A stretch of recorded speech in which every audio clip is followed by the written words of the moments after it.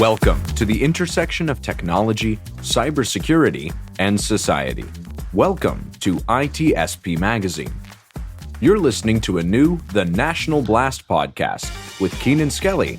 Join Keenan and guests as they blast you to a place that is certainly not boring, yet still giving you highlights from areas in cyber where key policies and legislation are needed, exist, but aren't enforced, or no one is even talking about it. Knowledge is power, now more than ever.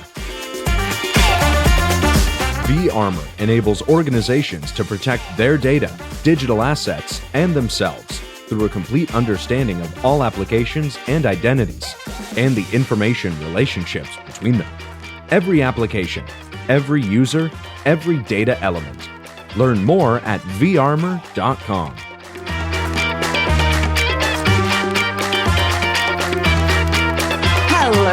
Hello, everyone. It's the latest episode of The National Blast with me, Keenan Skelly, and one of my favorite hackers in the whole wide world. And I know I say that every single time, but I swear to you, these are my favorite hackers in the whole wide world. So I'd like to let Phillip introduce himself a little bit, and then we're going to get into the hot topic of the moment on the legislative floor at DHS, Breach Verification Act. But let's get started with Phillip. Hi, I'm Phillip Wylie. I have my CISSP, my OSCP, and SANS Web App Pen Testing cert, the GWAPT cert. I've been in IT and cybersecurity for a little over 24 years. I got my start 24 years ago this month as a sysadmin. And then in 2004, I moved into cybersecurity, did network security for about a year and a half, moved into application security, and then in 2012, moved into penetration testing. And for those listening that aren't, familiar with the terms, that's basically the easier way to describe that is ethical hacking.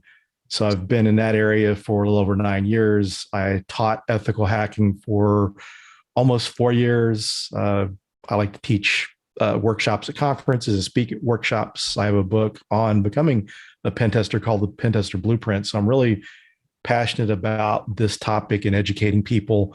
And I really feel like this topic the education piece needs to go beyond people that want to be the practitioners, people that deal with security in any organization, whether it's, a business, a nonprofit, or government agency needs to understand this better. And I feel like it's really not that understood. Okay, first, he's a hacker, baby. And he's so good at it. I mean, clearly, obviously. And he's very well regarded in the space. And I absolutely am so excited that he's here to talk about this. So I mentioned earlier, we're going to talk about breach verification or breach notification, or a variety of different terms that has been thrown at this since probably, let's just say for the last 15 years. But more recently, since the Solarium Commission actually published its findings, right after that, Senator Warner actually threw on the floor, the House floor, not just the floor, threw on the floor this concept of breach notification and breach verification within certain time limits. So between him and a couple of other folks, we've now gotten to the point where it is in review with DHS, with Chris Inglis and with Jen Easterly, which is phenomenal. Girl crush. And so now they have actually kind of the legislation working in place to help them create what breach verification should look like going forward. And I have all the ideas on this. You guys have heard me talk about this for episode upon episode, but I'm really excited to hear about what Phillip thinks from the hacker perspective and what is missing and what could really be beneficial in this particular piece of legislation and in the execution of that by DHS. Tell me more. Yeah, I think first of all, the breach notification thing is needed because there's companies that will not want to report breaches and just kind of sweep it under the rug. And when you ignore things, then it just gets worse. If you don't get a lot of cases, if you ignore it, then it's not being remediated. Maybe they clean up from the breach, but they really don't truly remove anything in there that an attacker may be able to get back in through a back door or something. So it's definitely needed because you hear about this all the time, and working in security and even working in IT, the stuff happens and it gets ignored and it doesn't get reported, and it's serious and it needs to be reported. Interesting enough, it's crazy that you see some of these companies that get breached and it really doesn't hurt their business. So a lot of times companies are worried about hurting their business, and most cases it really doesn't seem to do that. Well, that's actually fascinating because I have this whole thing that I've been trying to push to government people and industry people and everybody that I can talk to ever on the street or wherever I go. And we have to normalize the concept of a breach, right? Everybody's going to get hacked. There's this stigma with organizations, with companies, especially large companies that have a public following or a public base and a brand that they're really trying to protect. As soon as you say we had a breach, everything gets locked down because they don't want the perception of them not being able to handle your data going out and then them losing customers from that. But unfortunately, what that's done is that's created the stigma around the fact that, breaches are going to happen to everyone at some point. It's not a matter of if, it's a matter of when and how well prepared you are to deal with that. So if you automatically, as a company, come in and say, no matter what, we're just going to shut down and deal with it ourselves and bring in all the lawyers, and maybe in 4 years we'll release the fact that we were breached and give everybody, their free Experian, credit report or whatever. That's how we got into this place right now. And we really just need to kind of work our way out of that. What do you think about that as kind of a concept that is even possible? Or I don't know. What do you think? I think it's possible. People, need to get educated on, reporting breaches and dealing with that stuff, because it's just people freak out and they're just too worried about the bottom line. And that's kind of the problem with publicly traded companies. Some they're worried their stock's going to go down and all this. So we need to, make sure that that's being reported. And also when dealing with these breaches, and another thing I'll go even further outside of just the scope of breaches, is when you're doing having your security assessments done, including pen tests or any kind of red team engagements, it's important to remediate those vulnerabilities. Because I was doing a pen test for a company where I used to consult, and part of the pen test, we came back 90 days to test to see if there'd been remediation. There hadn't been remediation, and one of the things that happened was one of the vulnerabilities that was like a low finding. 90 days later, sometime between that day the test was originally done and the retest, someone figured out how to exploit that vulnerability, not to that company personally, but that exploit existed. So I went back and retested. It had been remediated. Now all of a sudden it's not a low level finding. It was like a higher critical. Yep. And between me being there the second time to test it, someone could have breached that company. And so taking remediation seriously, one of the things that we really hate to see as pen testers or ethical hackers is risk acceptance. Companies are too quick sometimes to file risk acceptance instead of fixing it. We really need to remediate those things. And I know sometimes there's a case for risk acceptance until it can be remediated, but we really need to take the remediation piece seriously. Absolutely. Totally agree. And I think that, that goes back to the culture of fear, right? And the culture of fear minus money at the end of the day. Corporations are still kind of strong arming, cybersecurity when it comes to giving them money. They're like, oh, I don't know. You have to do it. It's a part of your business now. It's a critical part of your business. So you have to get there. So I have a couple of crazy ideas about what could DHS really do with this authority now that they have it. And one of my big ones is really having them maybe have like a clearinghouse or another part of DHS that deals with this specifically, or of CISA that deals with this specifically. And then through that, organizations can report, but also through that, how about the government/civilian world come together in a partnership and actually hire all the hackers, all the good guy hackers, all the hackers get jobs, right? And now their job is to also find and remediate breaches, which is what hackers like to do. They also like attribution. So I don't know, maybe give them a t-shirt sometimes or a bonus, call me crazy. But then you have a multi-directional kind of flow when it comes to breaches coming in from organizations and then breaches coming in from security researchers or hackers. This sounds like really powerful to me. I don't know. What do you think about that? Yeah, I think it sounds like a good idea, because it's kind of almost when you think about bug bounties, it's kind of, vulnerability disclosure programs. That's kind of the spirit of it. And one of the things when it comes to anything crowdsourced, you've got a lot more people working on it. You've got certain people that they specialize in this certain area. And when you have like hundreds or maybe even thousands of people looking at it, then someone's more likely to find a vulnerability, because I've worked places where we had pen tests performed, but then we had like a bug bounty program. And so they had a lot more time than what we do as pen testers. And they have, a lot more people. They may have 100 people on their team testing 40 hours each. That's a lot of time. That's equivalent. That could end up being equivalent of a year or years worth of testing by doing that. So I think that's a good idea. And something else they may look at too is just kind of have in place some guidance on how to deal with these breaches, even how to handle it from a media standpoint, because, until someone gets breached the first time, they don't know how to do it. But if they have like a resource to help them with how to handle media and how to do this stuff and prep it up front, so that way it's going to have the least impact on the company as possible, and give people more, feel a little more comfortable about it, the process. You're absolutely right. And I think that, as I kind of conceptually see this in my mind, I think that's where the normalize the breach comes in, right? We have to, as a cyber community, as CISA, as the government, as everybody, has to just get past that. And the best way to do that is for whatever this agency might turn into, for them to have resources and carrots, things that are actually going to help the company recover. And maybe it's that, maybe it's media training, maybe it's, okay, this is exactly what you do when a breach happens, and we will walk you through every step. And this is what you're going to get from us as CISA, and kind of go from that kind of point. But I also think that always has to be balanced out with teeth, right? So the key part of this legislation is really the 24-hour mandatory reporting, with some exceptions. And I think that's important, but it's only important if they can execute on it. In other words, if they actually find people, or if they find a better way to have teeth, because some of these companies are just so big, they don't care about the fine. Like, oh, okay, so the SEC is going to find me again. So what?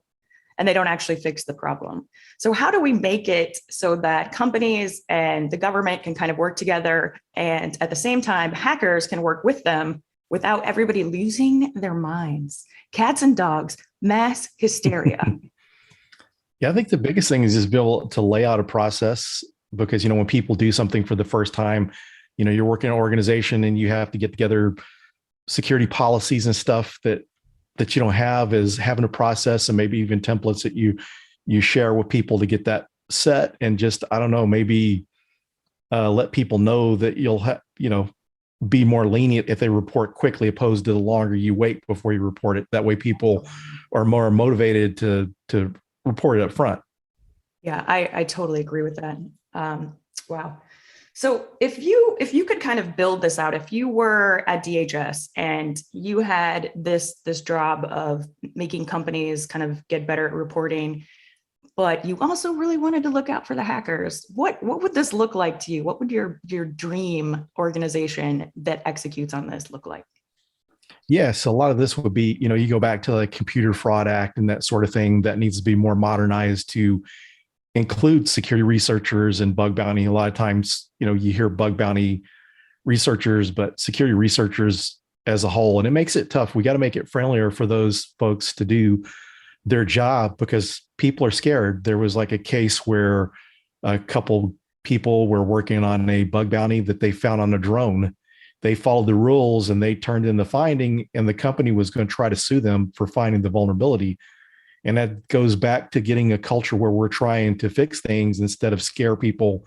If you ignore it, that doesn't make it go away. And they really should have treated that situation different. So a lot of these laws and legislature needs to be adjusted to be friendly towards security researchers and hackers in general. So that way, and part of that too is I think a lot of people, some people in parts of government and business world, when they hear hacker, they think it's always a bad guy, and that's, it's used for good. And a lot of times, people would like to see that go away, and people complain about these tools that are out there. If we have those out there, then anyone can get them. But the thing is if we don't put the tools out there, we don't have the resources for people to learn, then only the bad guys will have it. It goes back to the argument that people are pro-gun is going to say that only the bad guys will have it. And that's truly the case when it comes to hacking.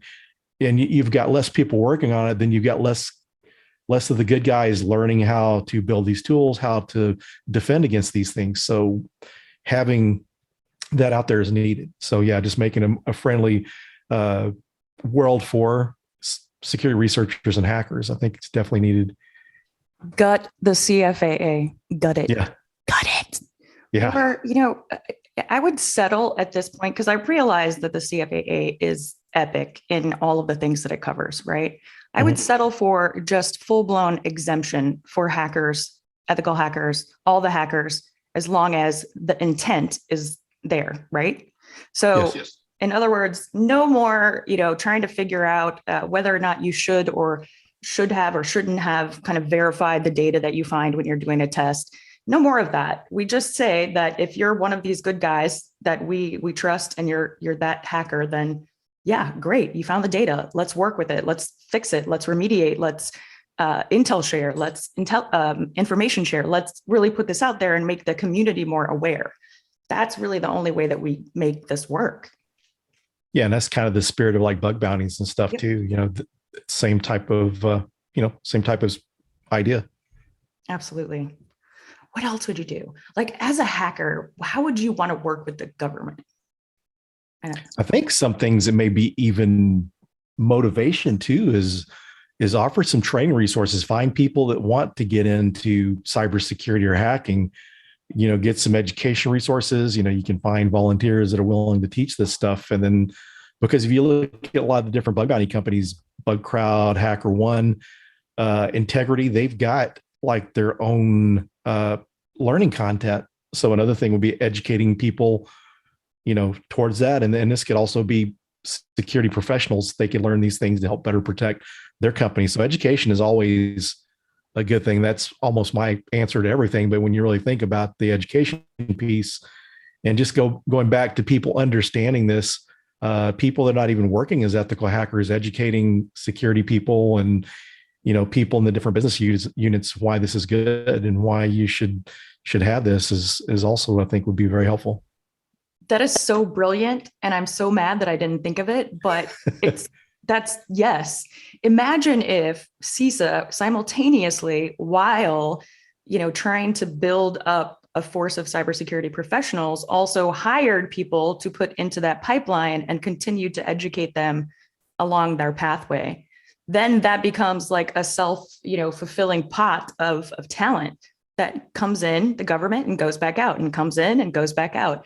And then we continue to educate more people, more hackers, more businesses, more defenders, more people generally about how to protect themselves. I think that's evil genius right there. And in a sense, it can almost work like an apprenticeship. These people come in, they go through after you've completed like so many hours of service, then you get this certification and, you've got verifiable proof that you have experience, and then people can go off in the public sector and get jobs. And that's going to be kind of rinse and repeat because that's why bug bounty was so popular, because, you're making money on the bugs, but once you get that skill set, then you can go to work somewhere as a pen tester full time and make good money.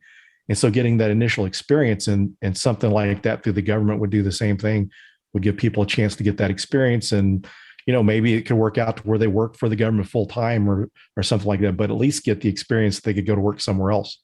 100%. I love everything about this.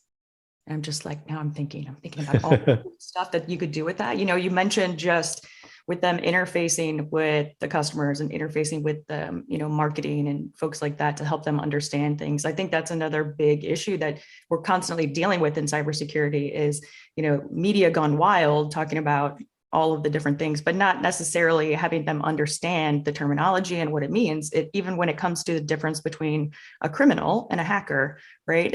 These subtleties become really different. Is it a threat actor or is it a hacker? Well, it's a threat actor if it's a bad guy. And if it's a hacker, then it's typically a good guy. But even these small definitions among the community itself, among the media, among corporate America, all of those things need to be kind of synced And I don't think we've really done that in cybersecurity for a hot minute, if ever. Yeah, I agree. One of the organizations that's not a kind of trying to get the word out there is hacking is not a crime. I'm an advocate for them as well as one of their volunteers. And one of the things they're trying to do is get the word out and let people know. And sometimes in the media, they'll send letters to the media, emails, just kind of letting them know that this is the terms that you should be using. Because at the end of the day, you got to stop and look at what people have been fed through the media. Yep. When you hear hacker, they always think it's a cyber criminal.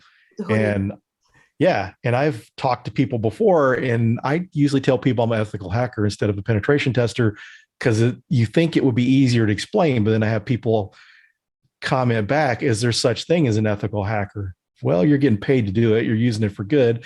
It's just like a locksmith, because they can pick locks doesn't mean they're going breaking into people's houses and cars. There's some people that can use that skill, that use it for bad. And just the same thing with hacking. That's like any kind of martial arts or using weapons to defend yourself. They could be used for bad, but it's not always bad. And that's right. That's where intent is everything, right? Yes, definitely. So there's a big difference between criminals and professionals, and that goes for all fields, but probably more widely needed to be understood in cybersecurity. That's a good idea too. I got to write some of this stuff down. And something else I was just thinking about earlier too, that would be with the government, is they should come up with something more proactive. So breach notification, there should be some education around that. Let companies, just kind of contact other, different companies and send out the information or share with them, breach notification, how to get something set up and how to even augment their internal programs to, encompass something like that. Yeah, these are the kind of carrots that I'm thinking about, right? So, I mean, definitely have the teeth that we talked about, but what else can they do for the company, do you think, that would kind of alleviate them? And I know you deal with these organizations all the time as a pen tester. What do you think would really, turn the tide for them being accepting of government assistance? Yeah, I think a lot of it's be building the relationship, get that, relationship going, because a lot of times when people think anything to do with compliance or anything with security in the government, they're always thinking about being fined or getting in trouble or whatever if we don't pass this assessment. So, building those relationships, they've had some really great people in the CISA, and like Jen, and then before that, her predecessor, Chris Krebs. These are some good personable people. So they need more people come, get to know these people and what they're doing, their mission. I think that would help a lot, because a lot of times when people think government, they don't want anything to do with the government. They think IRS bad or anything to do with government. They're usually you don't hear from them unless it's something bad. But I think if you try to change that, and we're trying to help you, and these are tax dollars, these companies are spending all this money on taxes, why not let them see this as a way to get assistance to prevent these kind of issues. So if you were to set up your program to disclose things, if you have a breach, kind of build that in, it's not going to be as big of a shock when the day it actually happens. Absolutely. I couldn't agree more. And I think it gets really difficult when you talk about the difference between regulation and help, right? Mm-hmm. Typically, as soon as you say the word regulation, everybody flips out like, oh my gosh, this is the end of the world. We're going to have to report everything. We're going to jail, burn all the papers and the documents. We just got to get clean of this, right?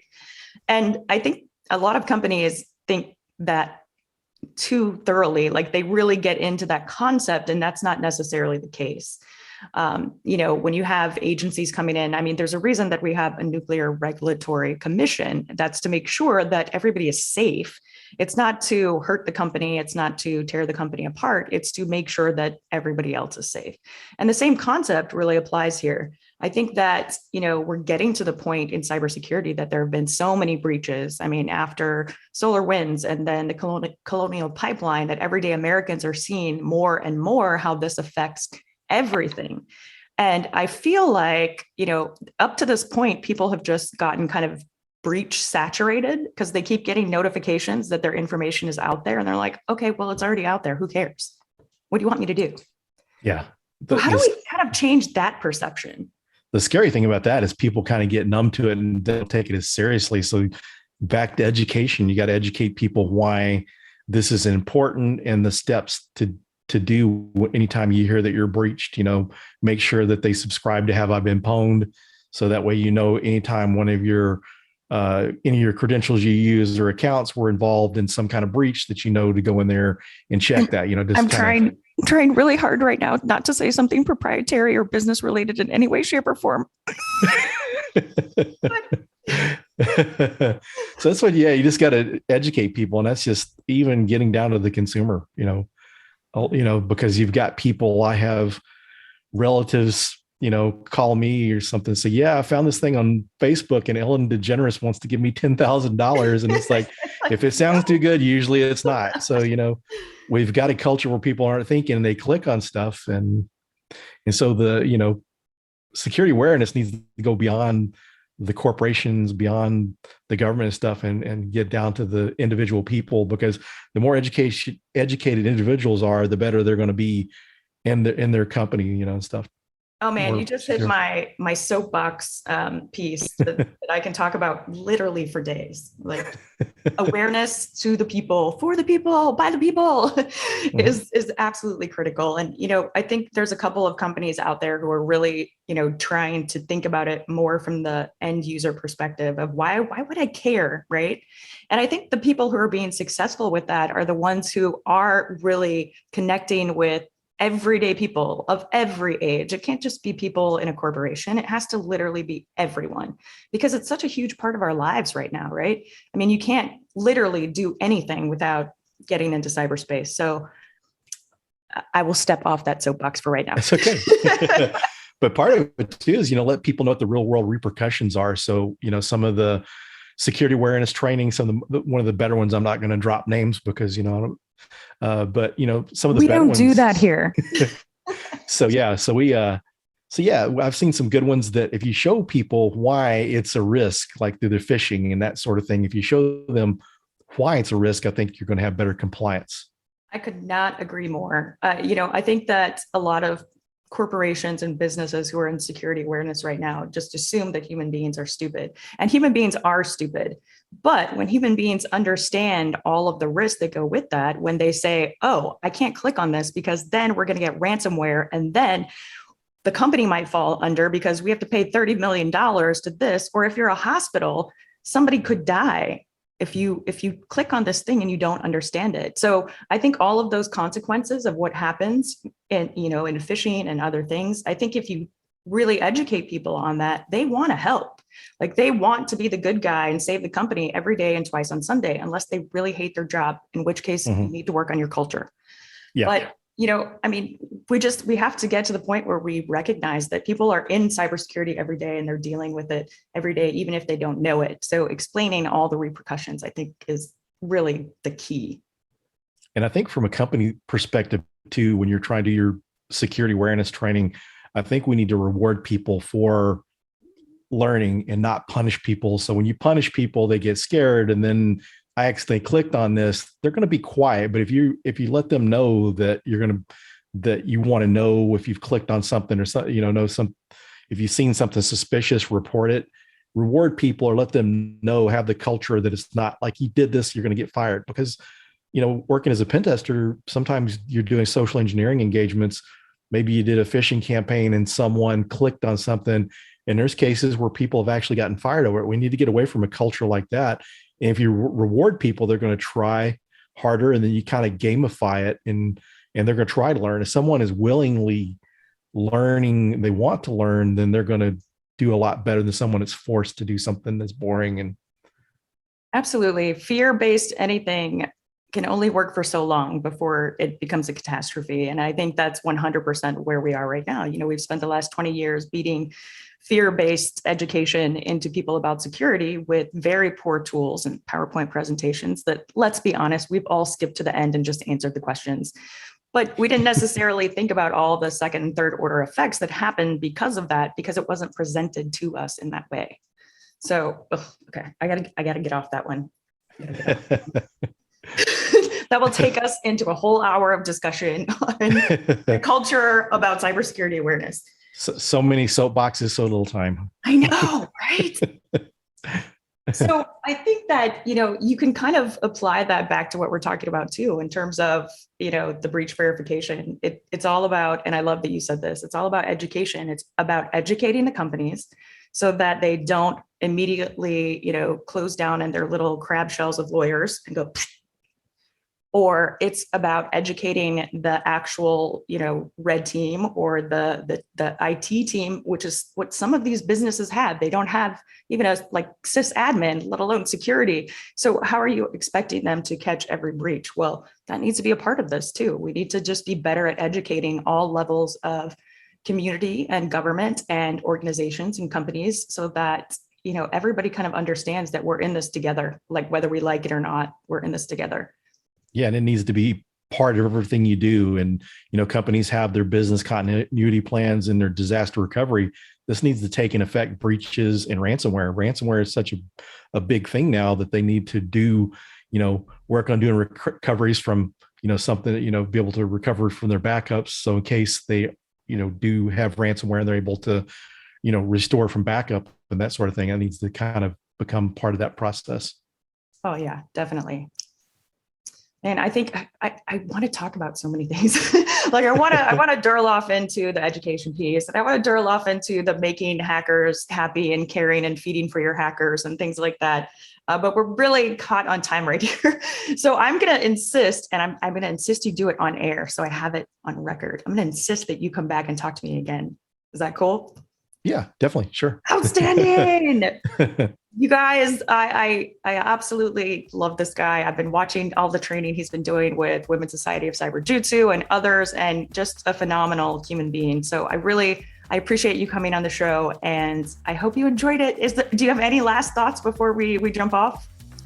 No, thanks for having me. But just kind of one of the things I like to share is think about other people. One of the things when I got into mentoring and teaching, it's so fulfilling to be able to help others. So that's one of the things I would share with anyone. No matter how long you've been in the industry, you're going to know something more than someone just starting out. So mentor, help other people. I mean, sometimes it's just to be someone to listen to. We need good listeners. We absolutely do. That's amazing. Thank you, Phillip. All y'all, that was the National Blast. It was amazing. I know. Phillip is amazing. I don't know if I'm going to get somebody on the show that's really as cool as Phillip. Oh, I'm sorry to my next guest. Okay, no, forget that. Okay, it's all good. Thanks a lot. This was the National Blast, and we'll see you guys next time. V-Armor enables organizations to protect their data, digital assets, and themselves through a complete understanding of all applications and identities, and the information relationships between them. Every application, every user, every data element. Learn more at varmor.com. We hope you enjoyed this episode of the National Blast podcast with Keenan Skelly. If you learned something new and this podcast made you think, then share itspmagazine.com with your friends, family, and colleagues. If you represent a company and wish to associate your brand with our conversations, sponsor one or more of our podcast channels. We hope you will come back for more stories and follow us on our journey. You can always find us at the intersection of technology, cybersecurity, and society.